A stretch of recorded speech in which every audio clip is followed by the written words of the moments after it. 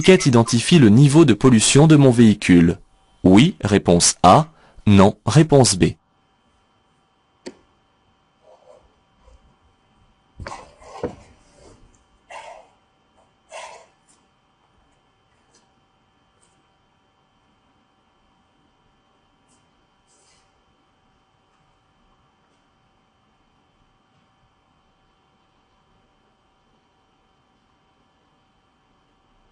Je circule sur la route départementale 112. Oui, réponse A. Non, réponse B.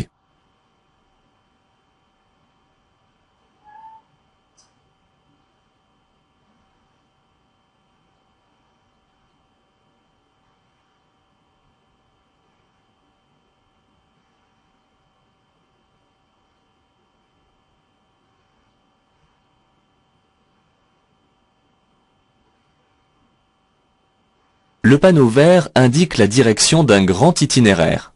Oui, réponse A. Non, réponse B. Le panneau blanc indique une direction locale. Oui, réponse C. Non, réponse D.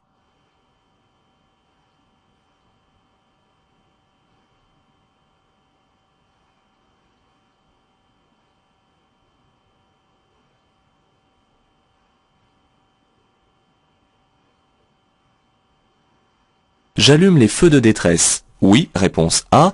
Non, réponse B.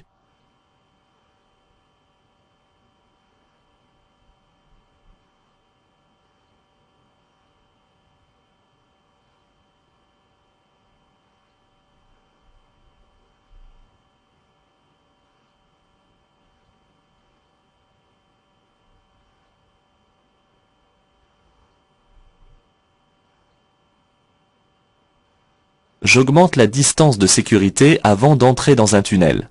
Oui, réponse A. Non, réponse B.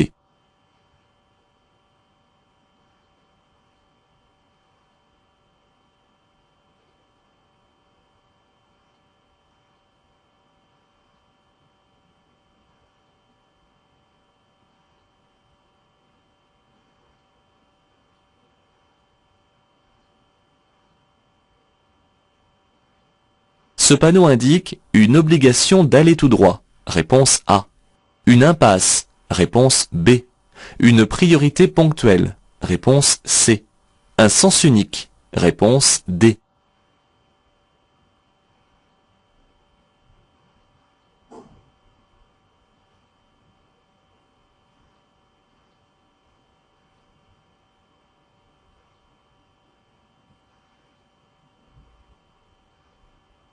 Je peux stationner sur l'accotement de gauche. Oui, réponse A.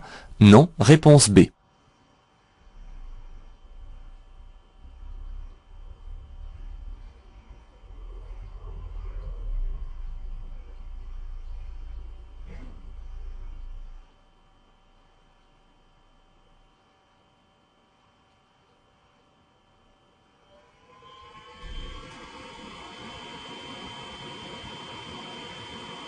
Sur ce large boulevard, le stationnement à contresens est toléré. Réponse A.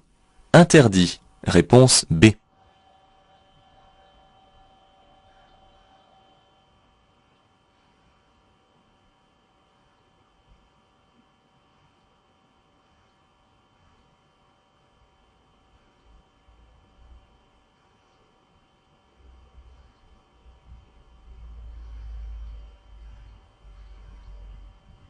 Je tourne à droite. Je dois marquer l'arrêt au niveau du feu.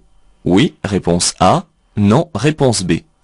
Je peux passer avant un usager arrivant de la gauche. Oui, réponse C. Non, réponse D.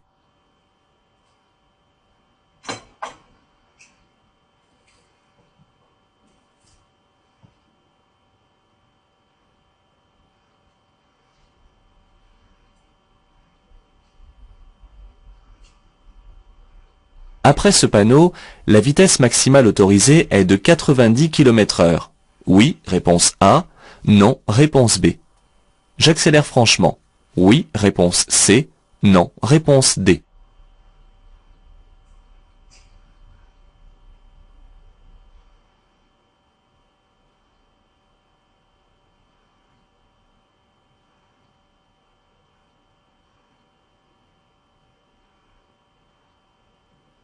Le dépassement est interdit immédiatement après le panneau sur une distance de 100 mètres.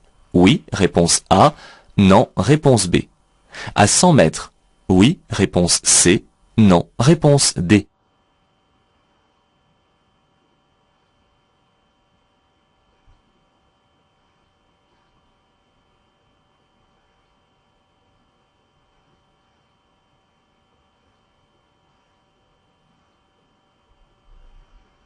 Placé dans cette voie, je dois tourner à droite. Oui, réponse A. Non, réponse B. Je peux changer de voie. Oui, réponse C. Non, réponse D.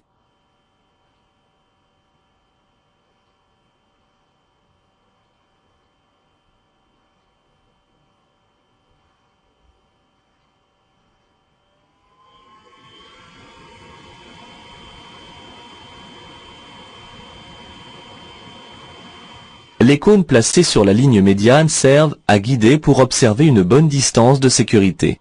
Réponse A. À délimiter ma voie de circulation. Réponse B.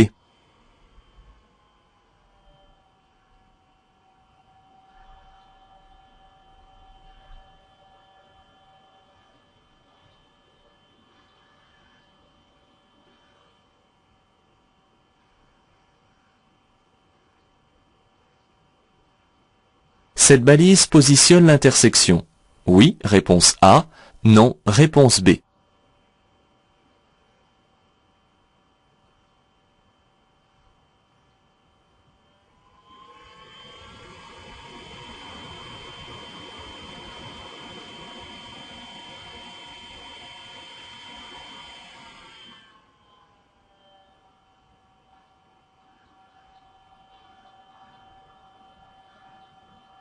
Je passe. Réponse A. Je m'arrête. Réponse B.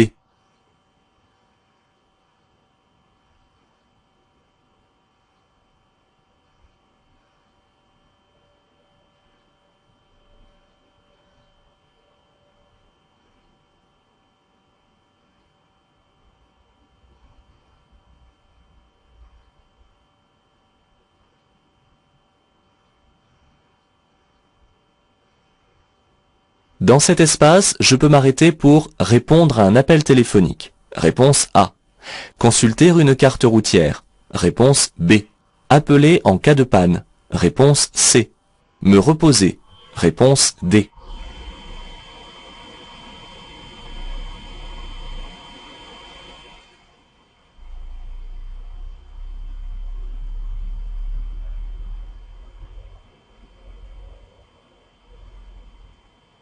Je vais en face. Cet usager doit me laisser passer. Oui, réponse A. Non, réponse B. Je peux passer avant cet usager. Oui, réponse C. Non, réponse D.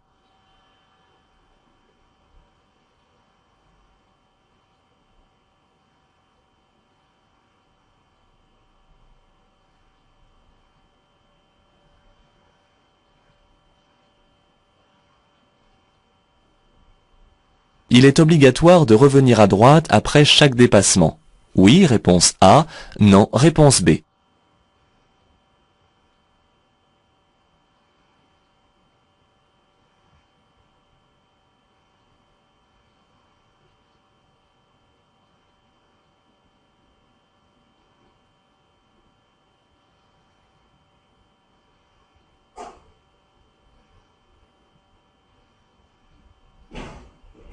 La signalisation interdit le dépassement.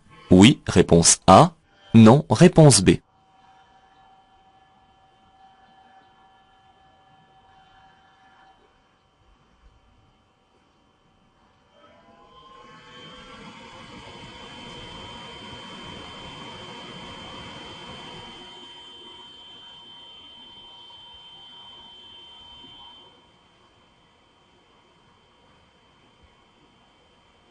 La partie manquante de cette attestation est déposée sur le tableau de bord. Réponse A. Sur le pare-brise du véhicule. Réponse B. Sur la fourche d'une moto. Réponse C.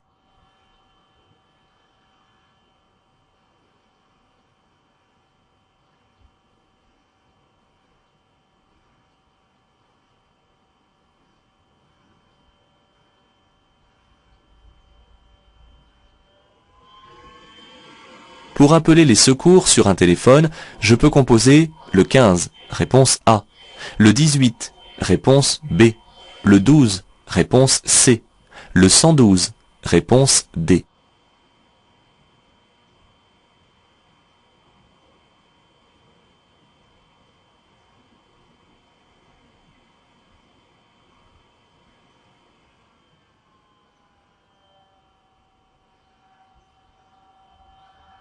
Pour stationner dans cette agglomération, je tiens compte des numéros des maisons et de la date du jour. Oui, réponse A. Non, réponse B. Je dois utiliser un disque de contrôle horaire. Oui, réponse C. Non, réponse D.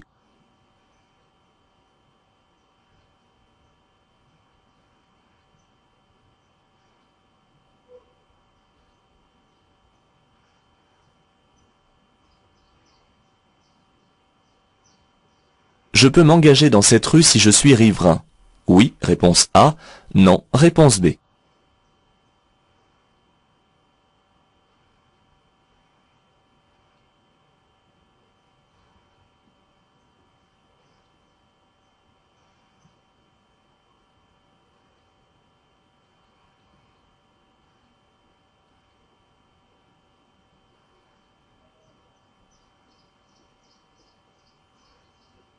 Je circule à bord d'une grosse berline. Je dois m'arrêter en premier. Oui, réponse A. Non, réponse B. Je ralentis jusqu'à l'arrêt. Oui, réponse C. Non, réponse D.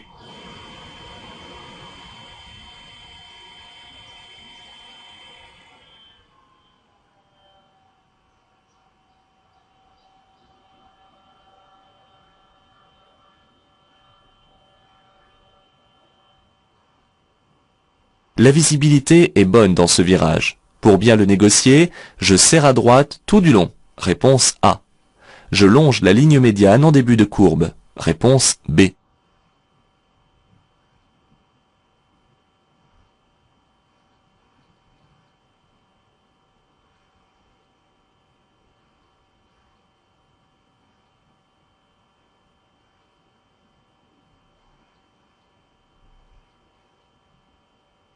Pour sortir, je suis obligé de mettre le clignotant à droite dès maintenant.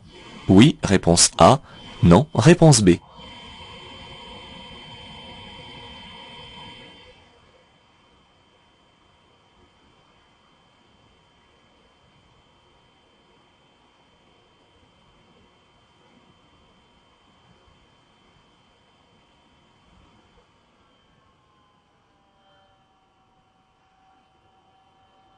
Je ralentis à 50 km/h au niveau du panneau. Réponse A.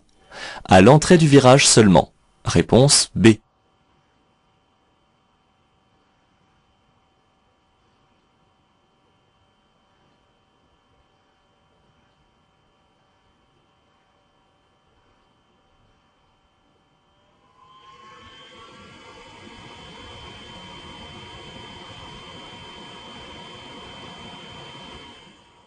Pour pouvoir circuler, je dois dégager la neige de toutes les surfaces vitrées.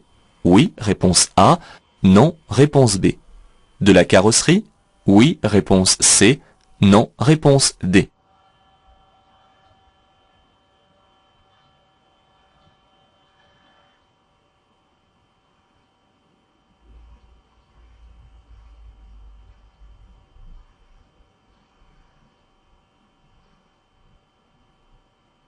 Ce poids lourd est à l'arrêt. Je lui fais signe de passer. Oui, réponse A. Non, réponse B.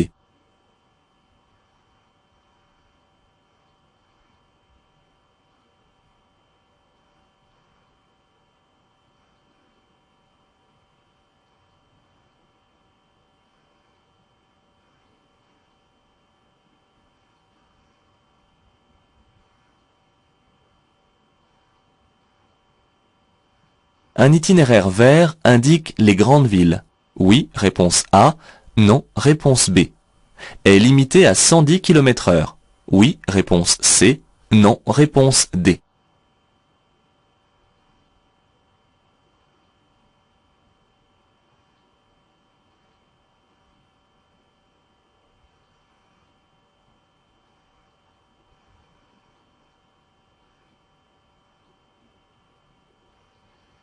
Pour économiser du carburant et préserver l'environnement, je coupe le contact dans cette descente. Oui, réponse A. Non, réponse B.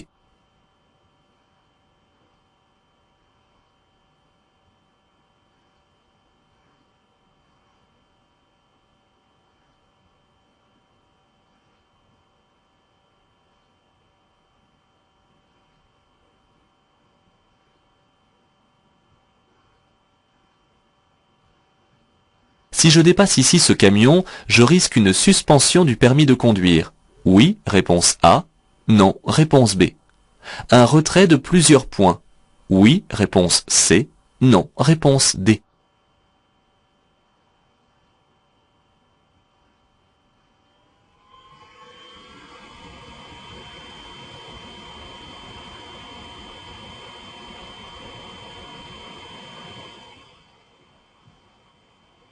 Je tourne à droite. Je serre ma droite. Réponse A.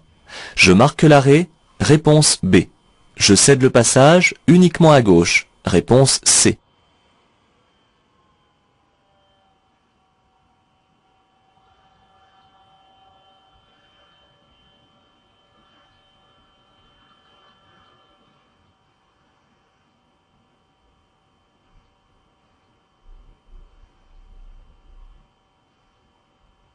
Des pneus sous-gonflés engendrent une surconsommation de carburant.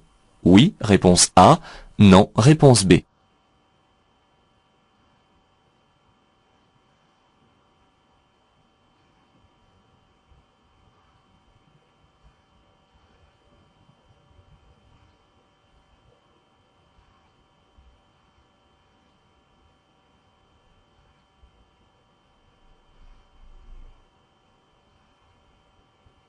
Ce panneau autorise le stationnement du 1er au 15 du mois.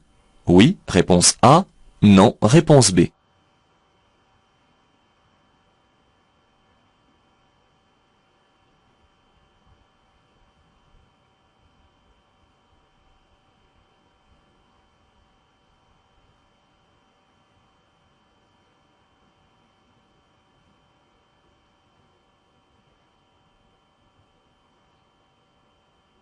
Sur autoroute, les panneaux de danger sont placés à plus de 150 mètres du danger signalé. Oui, réponse A. Non, réponse B.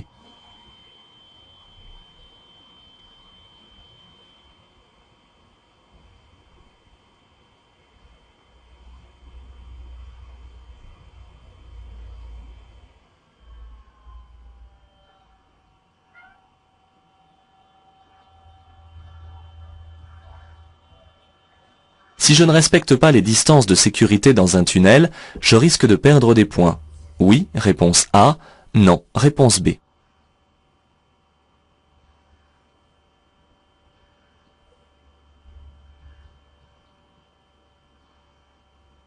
Je peux profiter du rond-point pour dépasser ce camion. Oui, réponse A. Non, réponse B.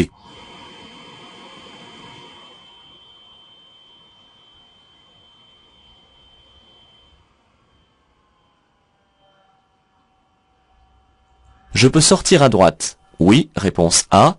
Non, réponse B.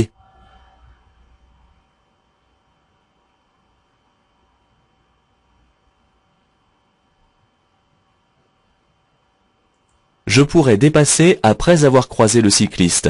Oui, réponse A. Non, réponse B.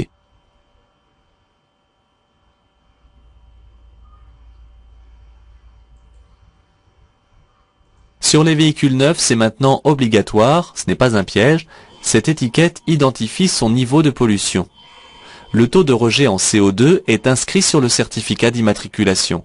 Ce véhicule est, dans cet exemple, peu polluant, car le curseur est vert à un niveau acceptable.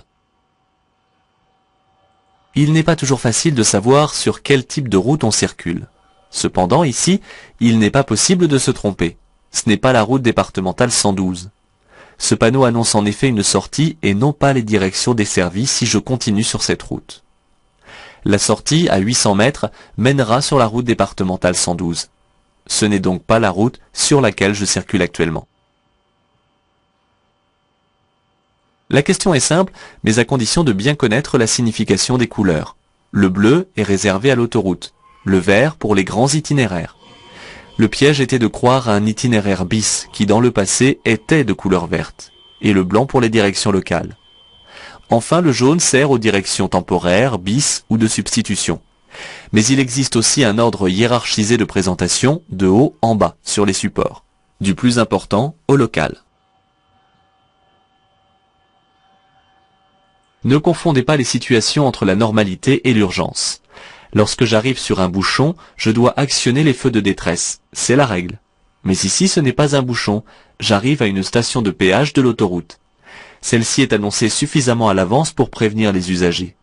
De plus, une succession de panneaux de limitation de vitesse nous a tous fait ralentir jusqu'à 50 km/h.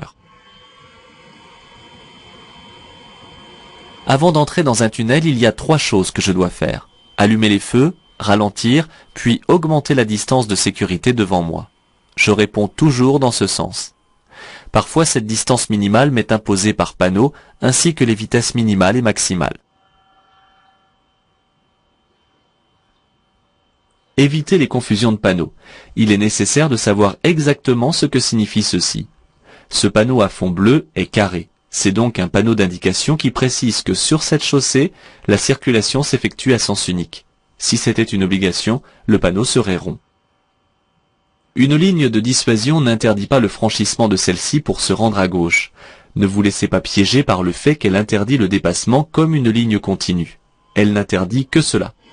Hors agglomération, on peut stationner du côté gauche si l'accotement de droite n'est pas praticable et à condition qu'il n'y ait pas de ligne continue. C'est ici le cas où il n'y a pas d'accotement à droite. Ce n'est pas la largeur du boulevard qui détermine la possibilité ou non de stationner à contresens de la circulation. Ne tombez pas dans ce piège grotesque. C'est tout simplement interdit, sauf si la rue est à sens unique. Cet usager est donc en infraction. Attention, lorsqu'on apporte une précision dans une proposition, il faut en tenir compte.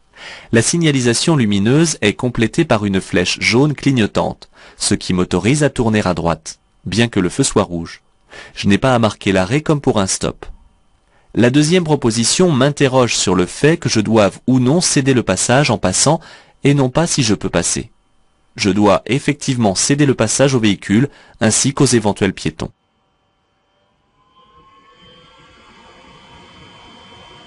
Après ce panneau, je quitterai l'agglomération de Saint-Clair. La vitesse maximale autorisée hors agglomération, sur une chaussée à double sens de circulation étant de 90 km/h, je pourrais accélérer. Mais j'aborde un virage. Aussi, j'attends avant d'atteindre cette vitesse maximale.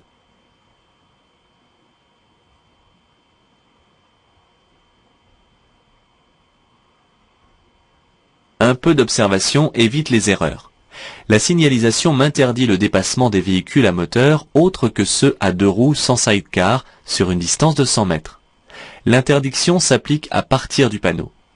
Par contre, à 100 mètres, la circulation s'établira à sens unique. Je bénéficierai alors d'une voie supplémentaire pour dépasser. Ces cônes ne sont pas là pour vous piéger. La voie de droite est neutralisée pour cause de réfection de la surface. Afin de sécuriser les lieux, la vitesse est abaissée et la voie est délimitée par des cônes. Pour la distance de sécurité frontale, je n'ai pas besoin des cônes, mais je compte 2 secondes avec l'usager qui me précède.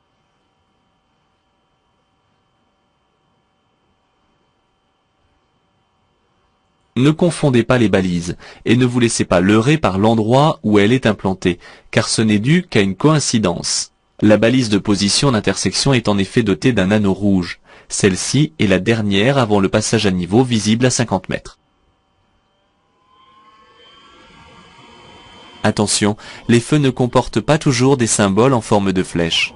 Lorsqu'ils sont doublés comme ici, ils gèrent obligatoirement 2 voies de circulation de manière séparée. La voie de gauche vient de passer au jaune, ce qui signifie l'arrêt. Mais la mienne est encore au vert. Je peux donc passer tout en prenant en compte qu'il peut y avoir des piétons qui traversent la rue à droite. Quelle énumération! Ne vous perdez pas sur le nombre des propositions. Dans cet espace, l'arrêt est interdit, c'est plus simple. Je ne peux utiliser cet endroit qu'en cas de problème ou en urgence, un malaise passager ou une panne, ou encore pour signaler un objet ou un animal sur la chaussée. Enfin, j'utilise en priorité cette borne pour un accident.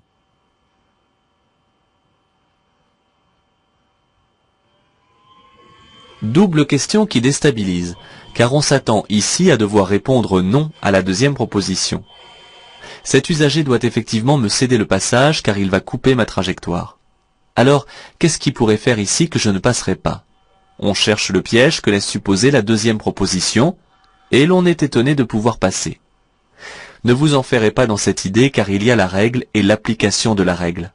La réponse est oui pour les deux.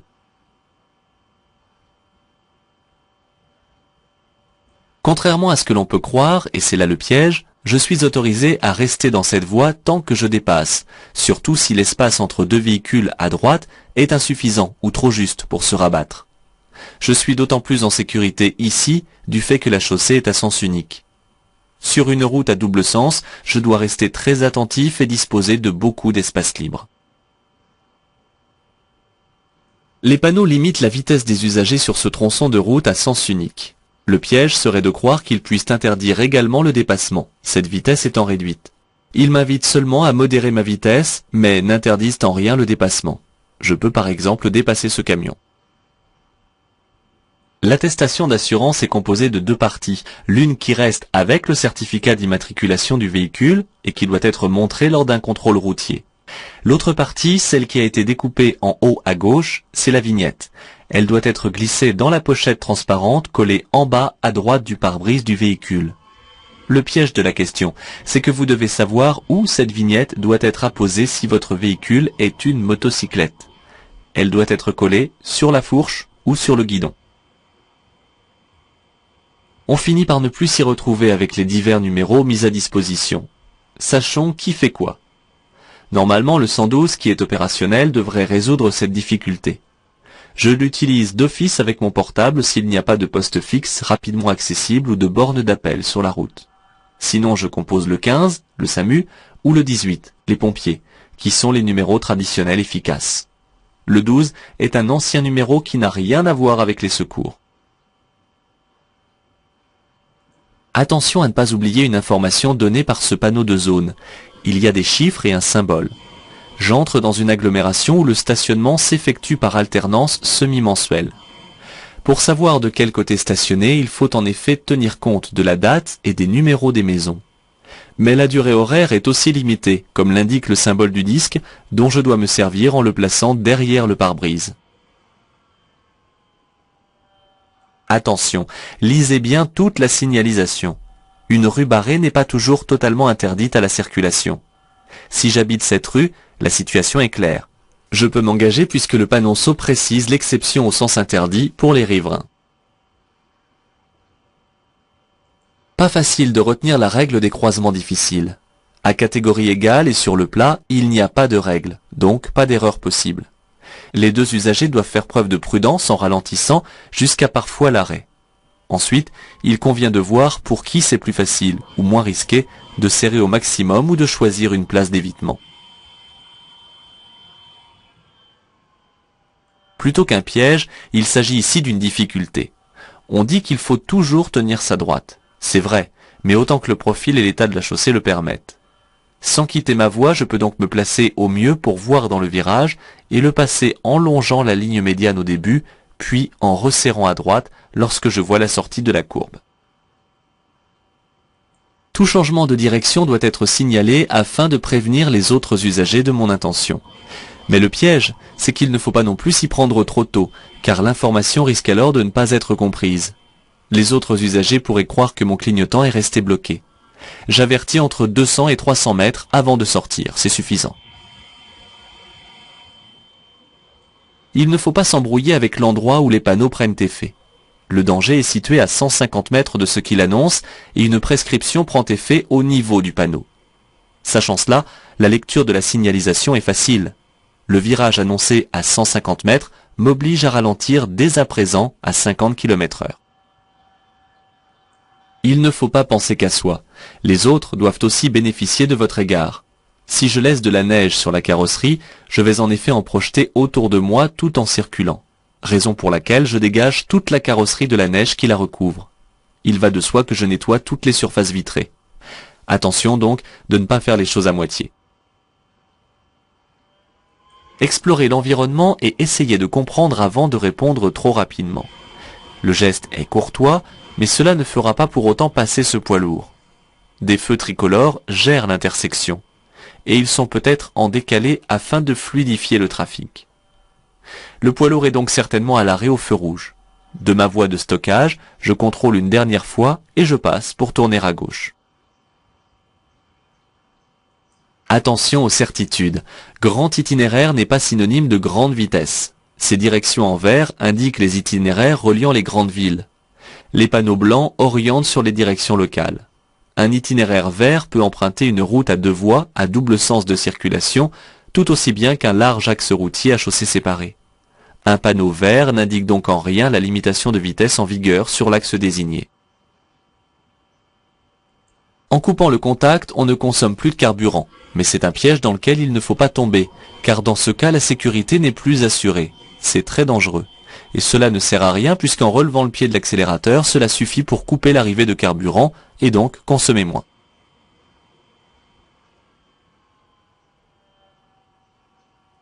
Si vous ne savez pas bien, estimez la dangerosité.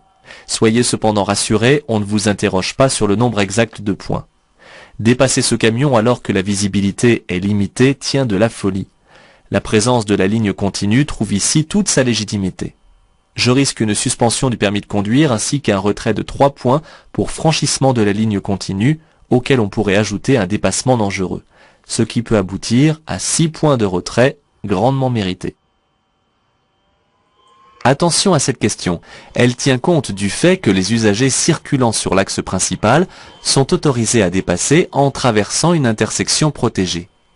J'aborde une intersection régie par un panneau de stop. Avant de marquer l'arrêt, je me place en serrant ma droite. Je cède le passage à gauche, mais aussi à droite, car les véhicules venant de droite peuvent empiéter sur ma voie en exécutant un dépassement par exemple.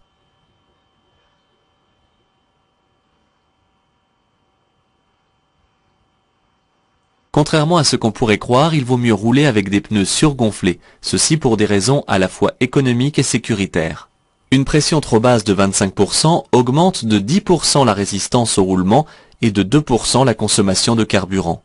Des pneus sous-gonflés affectent également la tenue de route du véhicule et la distance de freinage. Ne cherchez pas les côtés pairs ou impairs des rues. Le panneau est en effet placé du côté où il interdit le stationnement durant la période indiquée. Cela simplifie le problème du stationnement semi-mensuel alterné. Du 1er au 15 de chaque mois, ce panneau interdit donc le stationnement du côté où il est implanté. Au regard des vitesses usitées sur les autoroutes, les panneaux donnant une information sont placés longtemps à l'avance, afin de laisser le temps aux usagers de se préparer et d'agir. Pour cette raison, les panneaux de danger sont implantés au moins à 200 mètres du danger signalé. Le piège, c'est que sur autoroute, ces distances sont supérieures à celles plus connues de 150 mètres hors agglomération. Parfois c'est même 400 mètres avant, mais un panneau saut précise alors la distance. Il est nécessaire de respecter les distances de sécurité, quel que soit l'endroit où je me trouve. Dans un tunnel, les interdistances sont encore plus grandes, je dois aussi les respecter si la circulation s'arrête. En cas de non-respect, je risque alors, entre autres, une perte de 3 points sur mon permis de conduire. Avant toute chose, sachez qu'un rond-point n'a pas pour vocation de permettre les dépassements. Et la raison en est simple, il permet de faciliter les changements de direction des uns et des autres à vitesse réduite. Je garde mes distances. De plus, la présence du panneau temporaire de danger doit m'inviter à encore plus de prudence. Ne vous laissez pas tenter par la question, on ne dépasse pas sur un rond-point. La chaussée est en travaux et la voie de droite est neutralisée. Elle est cependant dégagée pour permettre l'accès à la sortie. Mais la situation peut effectivement paraître piégeuse. Je regarde à côté de moi pour vérifier la présence ou non d'un véhicule de chantier, je me place à droite après le cône et je sors. Le piège. On vous détourne totalement de ce qu'il faut regarder en premier lieu. Cette question dévie votre attention du marquage au sol pour fixer votre préoccupation sur le cycliste. Mais il reste cependant la présence d'une ligne de dissuasion qui interdit les dépassements. Cette question n'est pas tordue car sur la route, cela risque d'être pareil. Vous risquez d'oublier le marquage au sol.